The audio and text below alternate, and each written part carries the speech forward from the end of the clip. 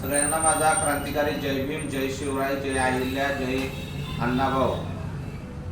आज आपल्या समोर लाईव्ह येण्याचं कारण म्हणजे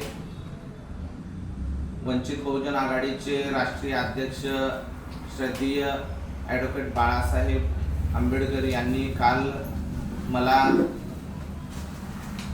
पंढरपूर येथे बोलवलं होतं आणि साहेबांबरोबर काल एक मीटिंग झाली आणि त्या मीटिंगमध्ये साहेबांनी मला सांगितलं की जनसुरक्षा कायदा हा वाईट आहे, परंतु या कायद्यामध्ये कायद्याच्या विरोधात अशा महाराष्ट्रातल्या शेकडो संघटना उतरणार आहेत आणि त्या वंचित बहुजन आघाडीच्या नेतृत्वाखाली उतरणार आहेत।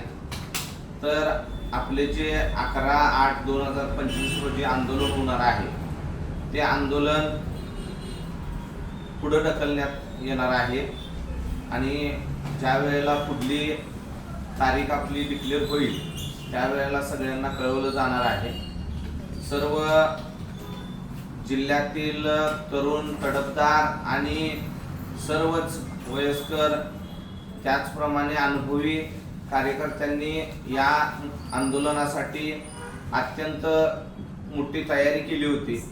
ही तयारी तुम्हाला अशाच पद्धतीची जिवंत ठेवायची आहे आणि ही तयारी आपल्याला येणाऱ्या काळामध्ये उपयोगी येणार आहे।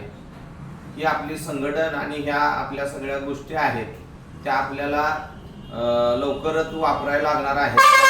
या सरकारनं या कायद्याचं मंजुरी केलेली आहे आणि राज्यपालांची सहीसाठी कायदा दिलेला आहे। तर हा कायदा सही होत असताना महाराष्ट्रातल्या सर्व पुरोगामी विचारातील आंबेडकरवादी विचारधारेतील सर्व पार्ट्या, पक्ष आणि संघटना एकत्रित रस्त्याला उतरतील।